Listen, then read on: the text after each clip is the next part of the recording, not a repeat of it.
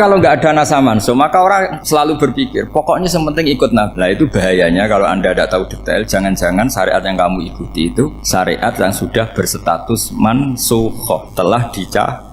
Dan itu banyak. Makanya kata Sayyidina Ali ketika ada orang ngajar nggak tahu nasa manso, halakta wa ahlakta, kamu rusak dan merusak orang lain. Seperti tadi pernah ada kawin itu satu turunan, yaitu era Nabi Adam. Masa kita sekarang kawin sama satu turunan, kan nggak mungkin, ya kan? Pernah ada membumi hanguskan orang kafir, yaitu syariatnya Nabi Nuh, itu dihapus oleh syariatnya Nabi Ibrahim dulu. Yaitu Nabi Ibrahim menghentikan apa? Faman tabi'ani fa innahu minni wa man asoni fa innaka ghafurur rahim. Ya, kalau orang ikut saya ya Allah ya pasti golongan saya. Kalau yang masih maksiat, masih balelo, saya berharap engkau ampuni. Akhirnya banyak orang kafir tobat. Coba era Rasulullah itu semua orang kafir Mekah itu kafir. Nabi belum wafat itu sudah ada 114.000 mukmin semua. Jadi Nabi menangi mayoritas orang menjadi mukmin dari mayoritas kafir. Yaitu disebut wara'aitan nasa yadkhuluna fi dinillahi afwaj. Andai kan Nabi Muhammad pakai syariatnya Nabi Nuh, bisa enggak mengislamkan orang sebanyak itu? Enggak bisa kan? Maka ini penting mengenali nasab mansuh. Jadi periode cara wong Jawa maksud no tuntas.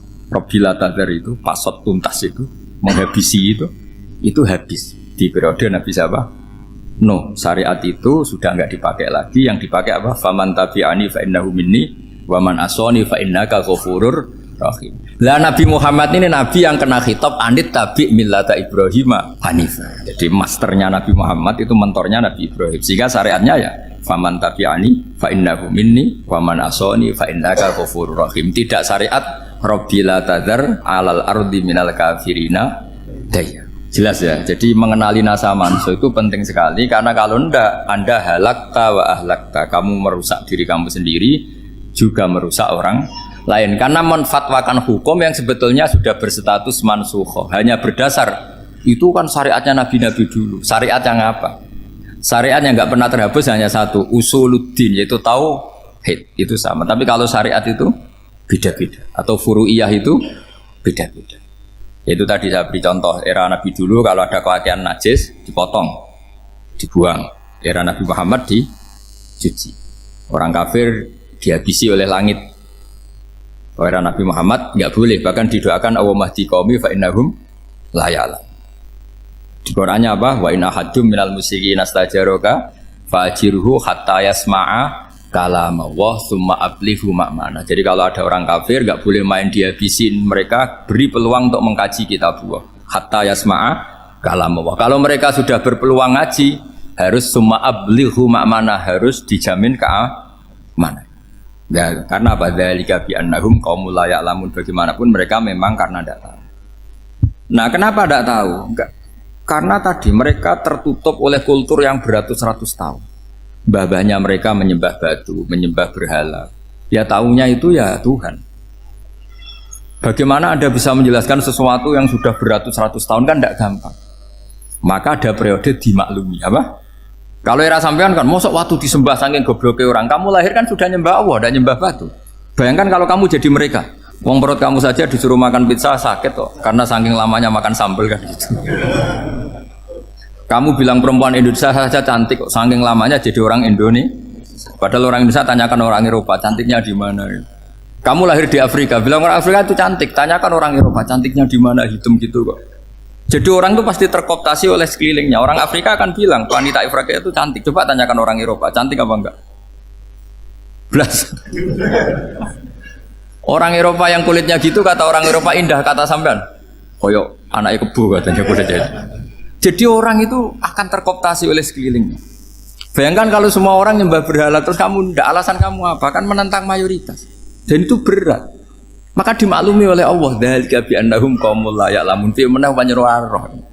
Nah, pemakluman ini yang mulai sekarang terkikis. Orang main pukul saja enggak mau ngaji.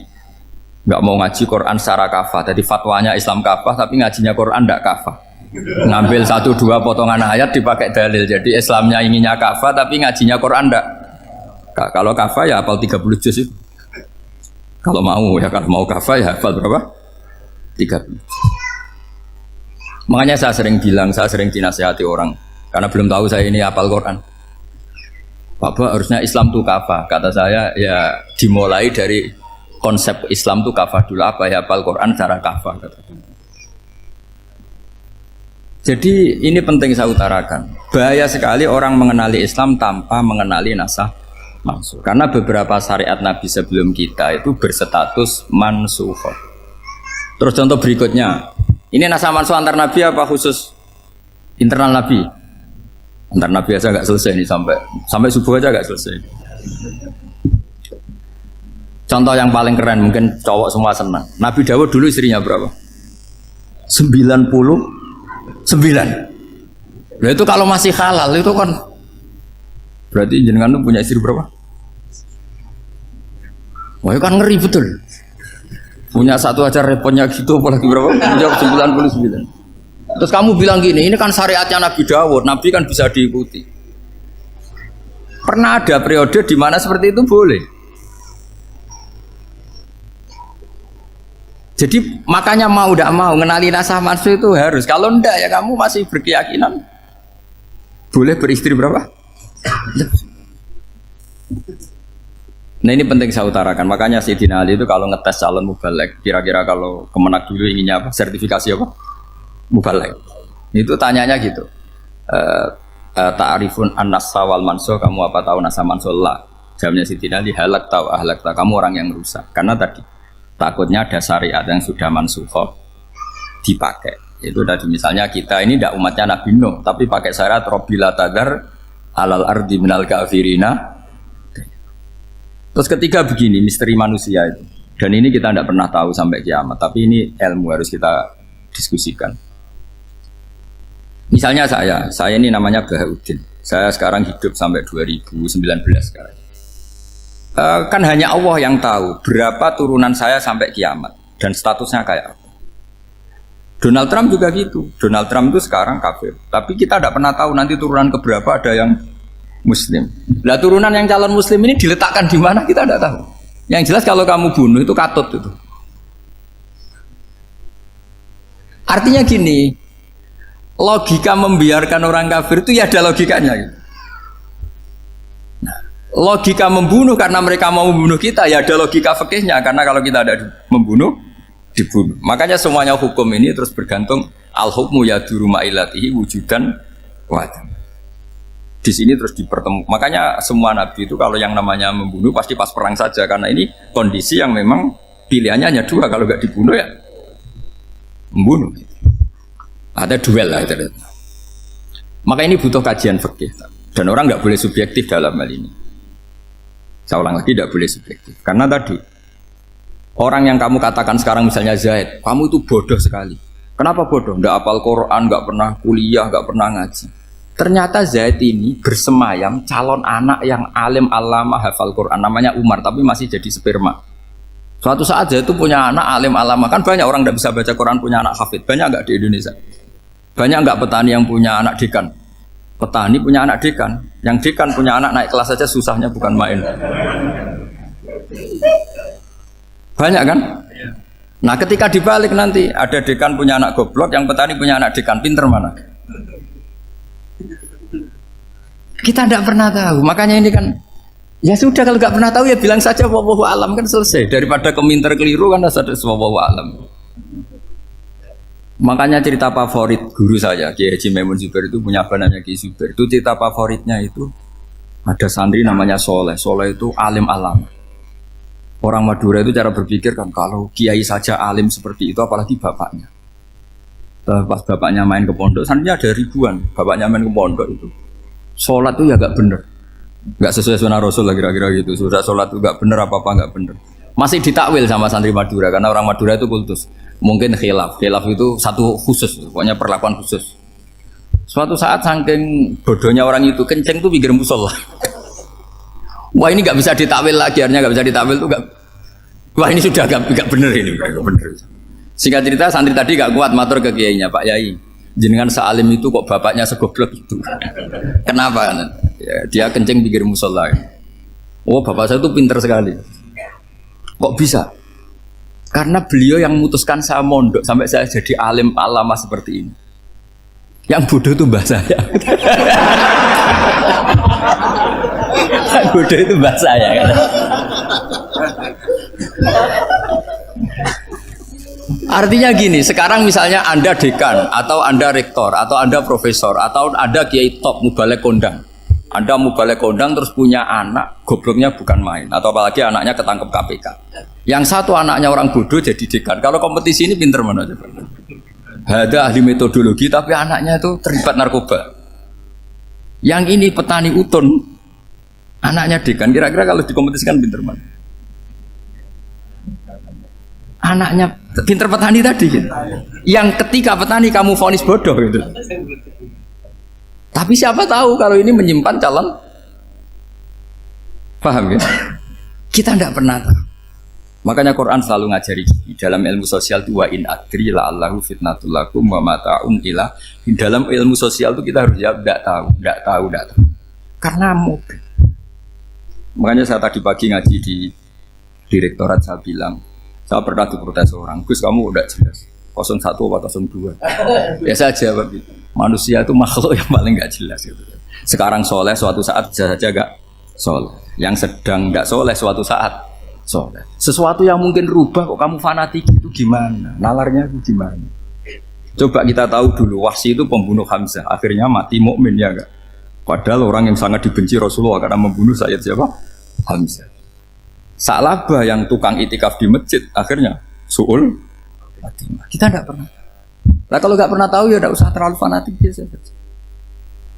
Kayak jenengan seneng saya itu ya saya tidak tahu sampai kapan ya. Saya seneng sampai kapan ya. Tahu kayak suami istri.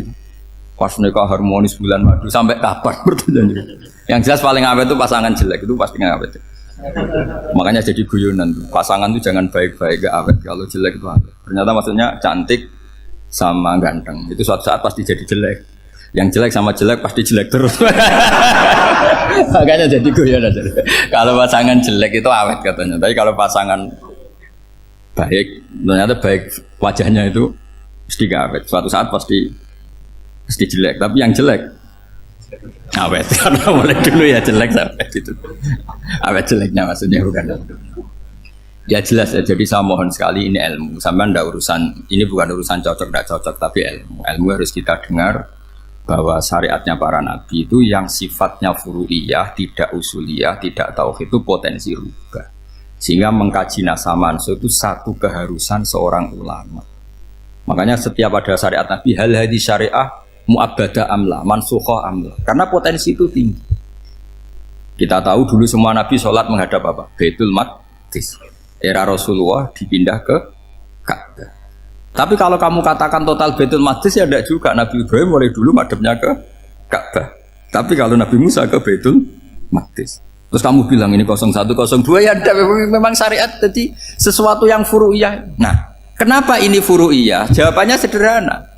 Ketika seseorang menghadap Ka'bah itu menghadap batu apa menghadap Allah? Allah. Ketika menghadap Baitul Maqdis hakikatnya menghadap Allah apa menghadap Baitul Maqdis?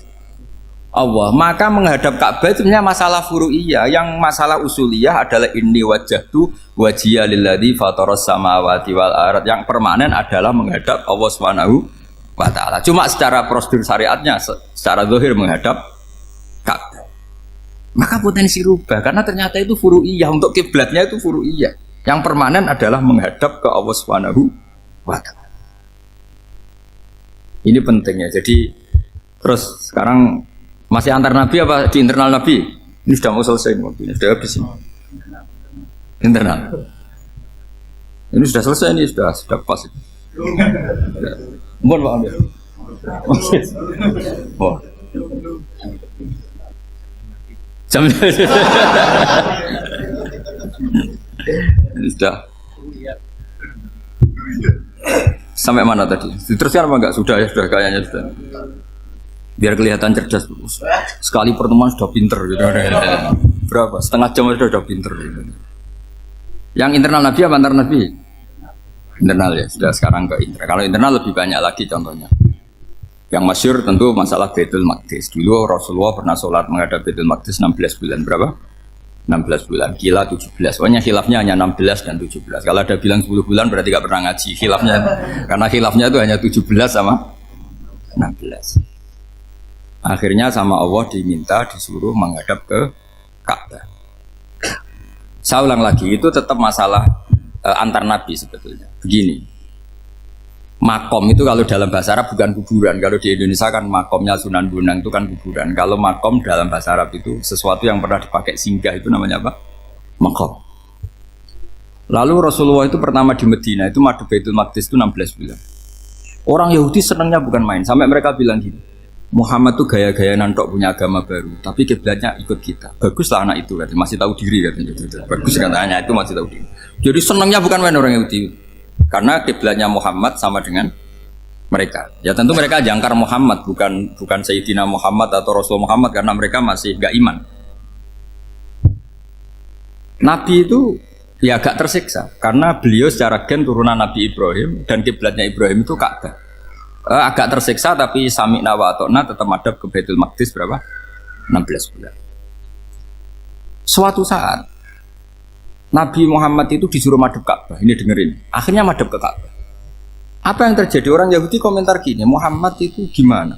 Dia di perantauan rindu sama keluarganya, terus rindunya itu diaplikasikan jadi perilaku agama. Jadi dia madhab Ka'bah dianggap kangen.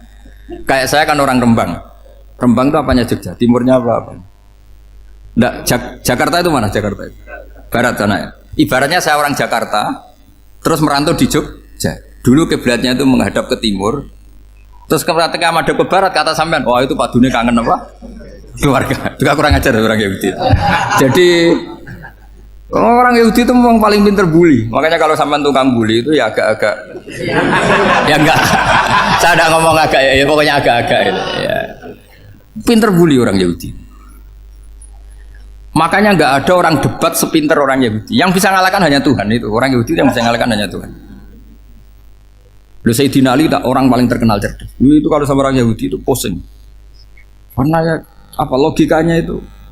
Saya beri sekian contoh. Ada orang Yahudi tanya gini, Muhammad, kalau kambing mati itu yang bunuh siapa? Ya Allah, mati langsung itu.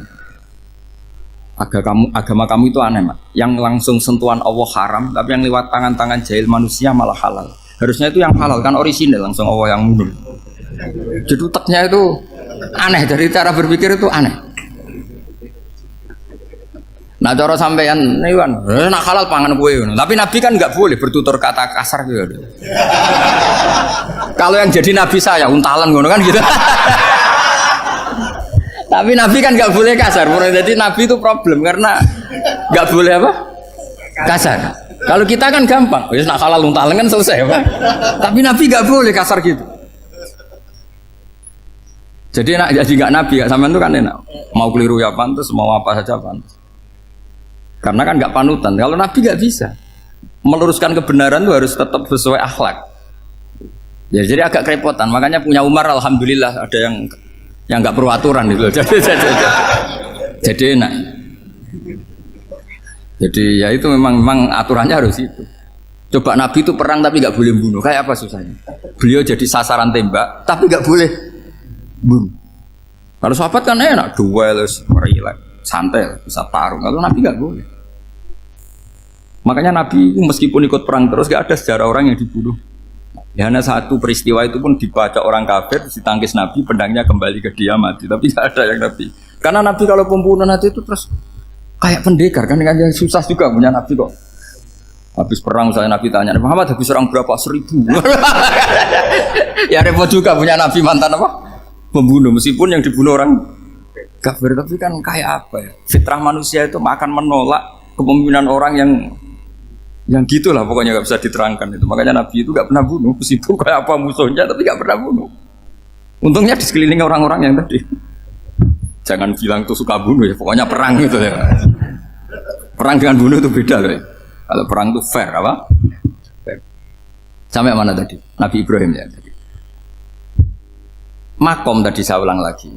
Nabi Muhammad menghadap ke Baitul Maqdis itu hanya Allah nuruti. Ini loh Nabi betul. Tahu betul bahwa di antara syariat adalah Baitul Maqdis. Karena semua Nabi pernah berkiblat Baitul Maqdis. Tapi Nabi ketika menghadap ke Ka'bah, Nabi juga dibilangin sama Allah. Ini loh syariat yang benar, karena Ka'bah juga kiblat sing a'taku, lebih tua ketimbang Baitul Maqdis. Maka disebut Ka'bah Atiqah. Ilal Baitil Atiq. Kalau Quran bahasakan Ka'bah apa? Wal yatawafu bil Baitil Atiq. Atiq itu tua sekali. Ya sudah. Ketika berstatus tua itu orang Yahudi seneng, mergo roh kelirune Muhammad. Mereka nantang, Muhammad ayo debat terbuka. Nabi rawuh. Bagaimana Anda bilang Ka'bah itu kiblat tertua? Wong Ka'bah itu pertama yang menghadap sana itu ya kamu. Semua Nabi menghadapnya ke Baitul Maqdis. Terus Nabi Muhammad mulai berargumentasi ilmiah tadi. Enggak, Ka'bah itu kiblatnya Ibrahim. Jadi Ibrahim dulu itu yang mulai dulu kiblatnya itu di Ka'bah. Terus orang itu tanya buktinya apa? Terus dijawab fihi ayatum bayinatum maqam Ibrahim. Ternyata di situ ada jejak kakinya Nabi Ibrahim, yaitu batu yang diinjak beliau ketika bangun Ka'bah. Itu argumentasi ilmiah. Lah barang orang Yahudi kehilangan ilmu, itu gobloknya orang Yahudi. Makanya yang bisa mengalahkan Yahudi hanya Allah Subhanahu wa taala. Luang Ibrahim saja golongan kita, pengikut kita. Ibrahim itu pengikut Yahudi. Wah, itu Nabi mulai senyum-senyum, mulai tertawa-tawa. Wah, itu goblok orang terdidik. Karena itu ibaratnya kayak kamu bilang Soekarno itu pengagum Puan Maharani. Kira-kira seperti itu. Soekarno itu pengikut Puan. Karena Yahuda itu Yahuda bin Yakub bin Ishak bin Ibrahim. Saya ulang lagi ya, nasabnya Yahudi apa? Yahuda bin Yakub bin Ishak bin Ibrahim. Jadi Ibrahim itu mbah keempat dari Yahuda. Tapi karena mereka kalah debat, Ibrahim itu pengikut Yahudi, itu sama dengan bilang apa? Soekarno itu pengikut Puan Maharani. Itu kan jadi aneh. Atau Gus Dur pengikut Mbak Yeni, atau Basim Asari pengikut Mbak Yeni, itu kan aneh.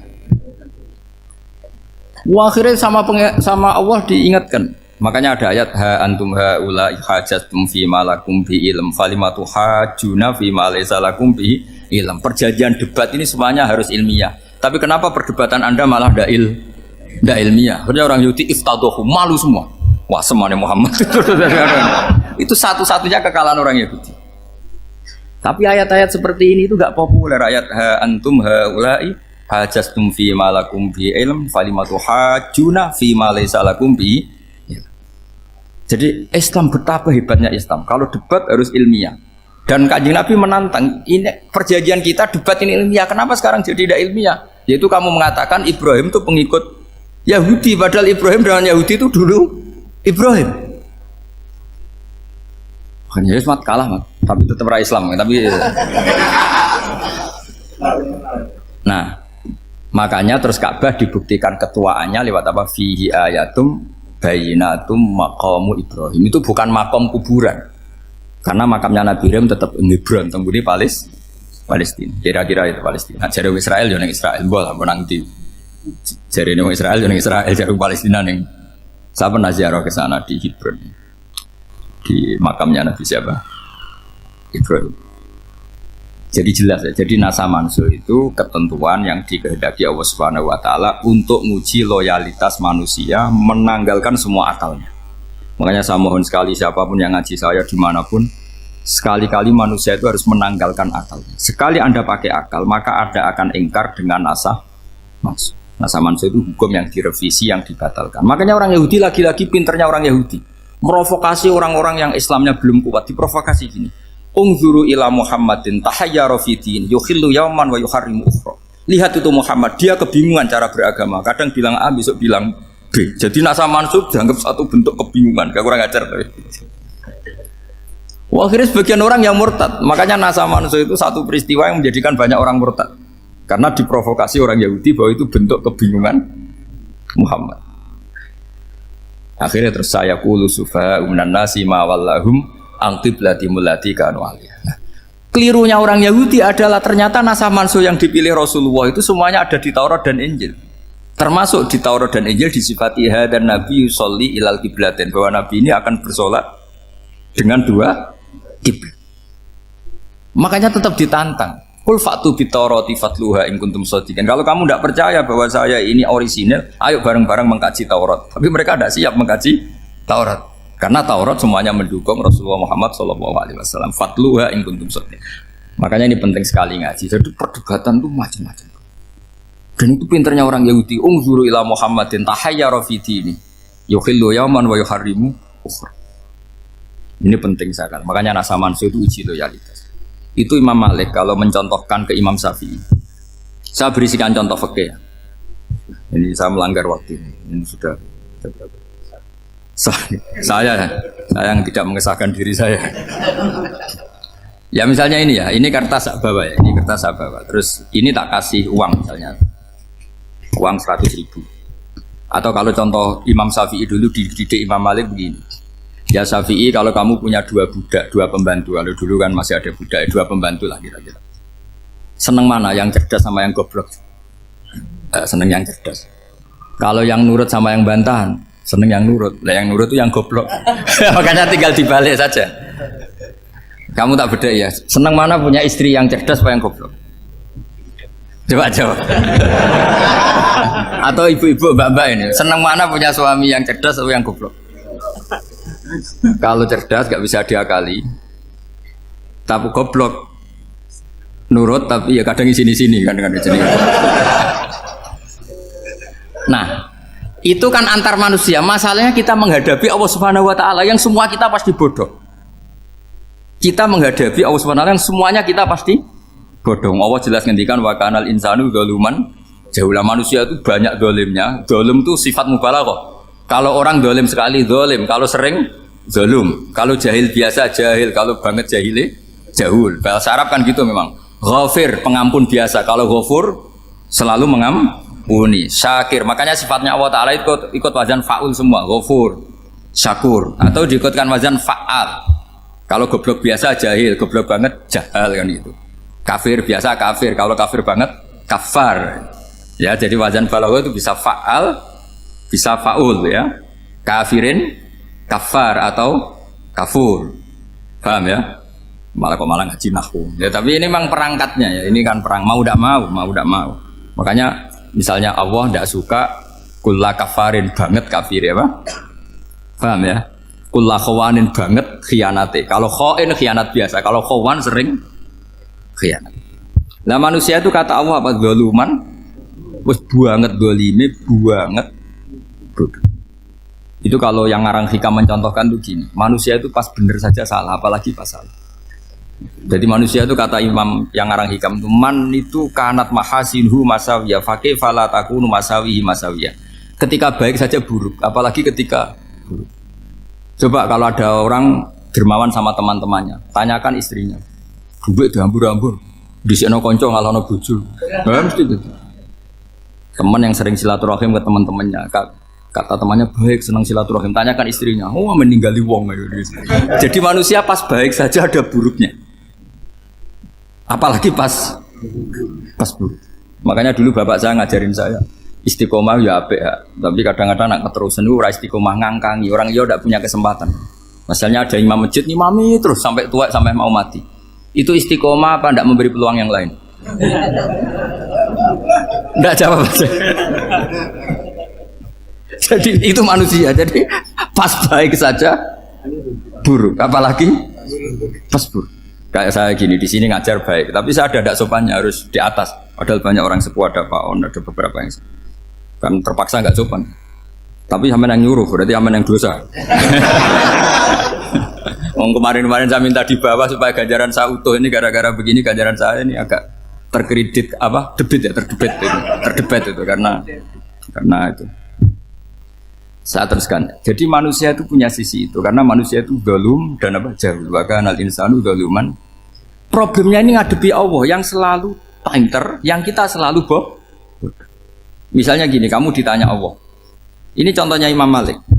Ikla hadi sokhroh fa inna tahtaha dhahaban. Coba bongkahan batu itu kamu angkat, di bawahnya ada emas. Lalu budak yang pinter berlogika, oh disuruh buka itu karena ada emas toh. Berlogika. Kalau budak yang goblok enggak, ya disuruh ya diangkat saja. Ada emas apa enggak karena perintah ya diangkat. Yang satu nurut karena perintah, yang satu nurut karena ada emas, ada sesuatu. Logikanya suatu saat Tuhan tuh hanya bilang gini tok, ikla hadis sokhroh, batu itu angkat. Yang nurut yang goblok permanen tadi kan langsung ngangkat. Yang pinter, ini ada apa lagi Gusti kok harus diangkat? Ya gak ada apa-apa, nyuruh saja kata Allah gitu. Wah tidak bisa, sesuatu harus ada alasannya. Itu kira-kira mangkel loh agak. Oh mangkel. Nah Logikanya manusia seperti itu. Makanya dua murid pinter, di rakyat pinter, presiden ya susah mesti demo. Goblok ya susah di sini uang. Ini kan nggak ada pilihan. Memang manusia itu nggak ada pilihan. Nah sekarang masalahnya gini di fikih ini, saya kembali lagi ke fikih. Pertanyaannya secara fikih begini. Misalnya iddah. Iddah itu seorang perempuan ditinggal mati suaminya atau ditinggal atau cerai. Itu kan ada namanya apa? Iddah. Iddah itu memastikan apa tujuannya? Memastikan rahim itu steril dari mani atau sperma zaut awal. Supaya nanti kalau dinikah orang lain tidak terjadi ikhtilatul nasab. Oke, berarti iddah kita beri argumentasi secara ilmiah li baro'atir rohmi. Jadi misalnya Zaid menceraikan istrinya Sri dalam keadaan masih bisa haid. Iddahnya 3 kali masa suci. Wal mutallaqatu yatarabbasna bi anfusina salah satu guru. Lalu karena secara teori medis kalau haid berarti bukti tidak hamil. Apalagi kalau haidnya terulang-ulang sampai 3 kali pasti tidak hamil. Jika kalau nanti dinikahi orang lain, pasti kalau ada anak ya anaknya zaud sani atau zaud kedua. Berarti alasan iddah li baro'atir rohmi. Oke, kita sok pinter, sok bijak. Pertanyaannya adalah, sekarang sudah baru 1 bulan, suaminya di Malaysia, nggak pernah ngumpuli. Dicek di medis juga berbukti tidak hamil. Apakah boleh tanpa iddah? Semua ulama mengatakan tidak boleh. Tapi ini kan rahimnya jelas bersih. Ya karena iddah itu nuruti perintah pangeran, pokoknya tetap iddah 3 kali masa suci, 3 kali masa suci atau masa haid, itu ada perdebatan ulama. Tapi kan ini terbukti bersih Gus. Meskipun terbukti bersih, kata Allah harus iddah 3 bulan atau berapa? Kira-kira 3 bulan, 4 bulan ya tetap harus iddah. Kowe milih mana? Sok pinter, Gusti. Berhubung ini, pangeran buat terang gitu. Berhubung. Jadi Tuhan apa bawa waris? Berhubung Gusti ini jelas steril dari sperma zaut awal. Nggak usah iddah Gusti. Sama aja kamu disuruh majikan kamu ikhla hadis sakhra, berhubung nggak ada apa-apa, nggak usah ya. Kira-kira mangkel nonda budak yang seperti itu. Mangkel. Maka dibutuhkan kebodohan dalam beragama. Betul itu memang. Makanya Nabi itu unik, pernah bilang itu gini, aksaru ahlil jannah al-bulu, aki-aki penduduk swarga itu al-bulu, wong goblok-goblok. Maksudnya goblok yang jenis ini, bukan goblok betulan maksudnya. Maksudnya goblok jenis ini itu ya tetap pinter, tapi pinternya dibuang. Pura-pura goblok demi samina. Nah, jadi saya misalnya kok pinter dan goblok tadi sekaligus. Pinter dan goblok. Ya bah ikhla hadis sakhra fa inna tahta hadaban. Tak angkat karena saya tahu di bawah ada emas. Tapi di hati saya sajane ya mergo perintah. Suatu saat kok disuruh Allah ikhla hadis sakhra, perintah ya tak angkat ya sudah. Jadi ya pinter ya goblok. Saya tahu namanya perintahnya Allah pasti ada hikmahnya. Hikmahnya iddah adalah li baro'atir rohmi. Tapi hikmahnya jadi kawula adalah nurut perintah Allah, cek tahu alasannya maupun tidak. Lah di sini ada illatul hukmi untuk membangun kecerdasan, tapi ada loyalitas untuk membangun ubudi. Ya, bahwa kita ini kawula roh tetap loyal. Makanya tadi pagi saya cerita Sayyidina Umar. Sayyidina Umar kayak apa cerdasnya? Tapi tetap ubudi ya. Yaitu Rasulullah SAW sering dibully orang kafir. Muhammad tuh gaya-gaya nantok. Wong ora oleh nyembah berhala, ora oleh nyembah watu, jebule ini nyembah Hajar Aswad. Karena dilihat dari jauh kan tetap nyium Hajar Aswad. Coba kalau kamu lihat dari jauh, kamu sujud dari jauh kan kayak sujud sama batu.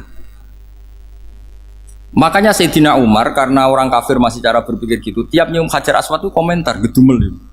Alim tu annaka hajarun la tadurru wa la tanfa. Walau la anni ra'aitu Rasulullah qabbalaka ma qabbal. Aku roh nak watu ya raman doroti raman fati. Kalau saja saya tidak melihat Nabi nyium kamu, saya tidak sudi nyium kamu. Jadi tidak berdoa doa mustajab itu tidak berutuh.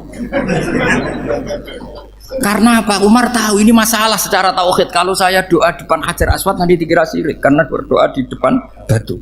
Tapi kalau saya tidak nyium nyulayani sunnah Rasul yaitu nyium Hajar, wis tengah-tengah nyium sambil gerutu. Itu sudah kompromi. Ya nyium tapi gerutu. Kayak apa? Makanya ya cerdas tapi ya goblok tadi ya cerdas. Itu uniknya Rasulullah. Jadi muji orang pintar ya sudah langit. Tapi Nabi pernah dalam satu hadis mengatakan aksaru ahlil jannah al-bulbu. Aki-aki penduduk swarga itu orang bodoh. Artinya orang bodoh itu bukan bodoh betulan. Kan? Dia meninggalkan akalnya demi loyalitas ubudiyah. Untuk menutup itu bukti begini. Perang Badar itu perang yang nggak mungkin dimenangkan umat Islam karena orang kafir itu 1000 dengan pasukan full dengan peralatan perang full.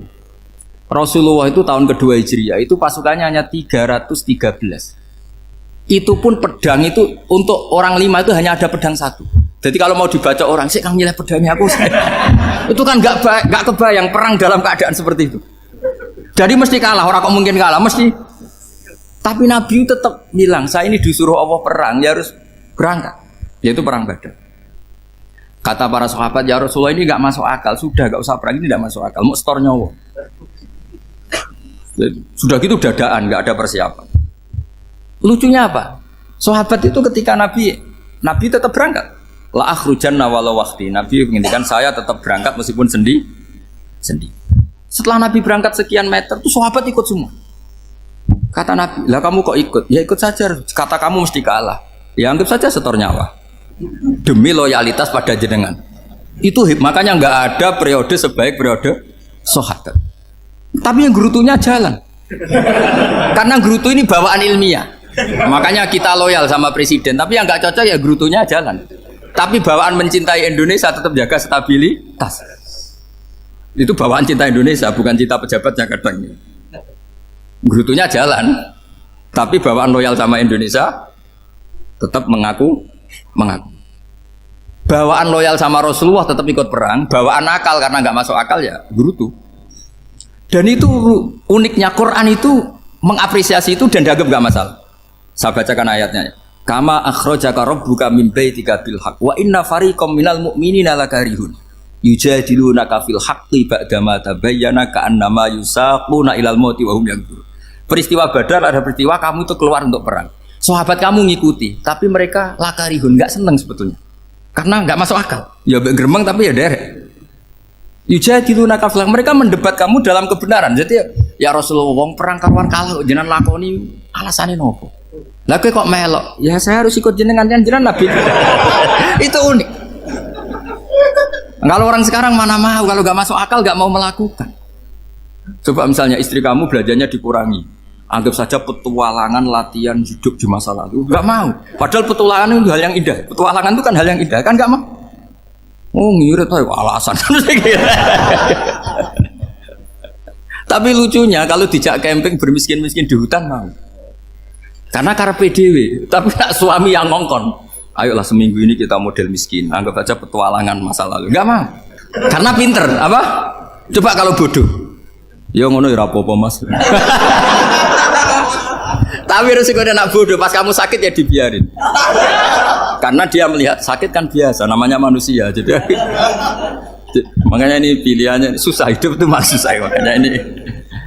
Jadi uniknya Quran gitu, Quran itu membolehkan psikologi manusia. Makanya Allah ngendikan kutiba alaikumul qital wa huwa kurhul lakum. Ya saya tahu kamu tidak suka perang. Allah yang ngakui bahwa kurhul, enggak apa-apa. Tapi ketidaksenangan kita harus dilawan demi mengikuti Allah dan misalnya perempuan Allah juga gitu. Wa ashiruhunna bil ma'ruf. Gauli istri kamu muamalah secara baik. Kata Allah fa in karihtumuhunna fa asa an takrahu syai'a wa ja'alallahu fi khairan kasih. Mungkin ada watak yang kamu tidak suka, tapi di situ ada kebaikan. Allah ngaku yang namanya suami mesti ada watak yang nggak suka dari istrinya. Juga sebaliknya lebih banyak lagi yang suami istri kamu tidak suka watak kamu, juga nggak suka hidung kamu, wajah kamu banyak lah nggak disuka. Tapi demi kestabilan negara suami istri ini, mereka loyal. Justru itu bagus. Maka jagalah ilmu, juga jagalah loyalitas. Itu yang perlu saya utarakan. Jadi makanya agama ini dibangun dua. Satu kecerdasan hikmah, yaitu ya al-hukmu ya duru ma'ilati wujudan wa adaman. Tapi juga ada ubudiyah, bahwa agama ini milik Allah. Maka sami'na wa ta'na. Karena begini logikanya, saya ulang lagi masalah batu. Iqla hadis sokhro fa inna tahta adaba. Terus saya angkat, pembantu saya ngangkat. Dia saya gaji atas nama apa? Nurut kan? Atas nama menemukan emas apa atas nama nurut? Nurut, karena emas itu juga penemuan saya, milik saya. Ngangkat batu yang nggak ada emasnya juga atas nama nurut. Jadi rapot yang saya berikan ke pembantu saya itu tentang nurut dan tidak nurut. Saya kan tidak peduli dengan cerdas dan tidak cerdas. Itu kan tidak sesuatu yang menguntungkan saya.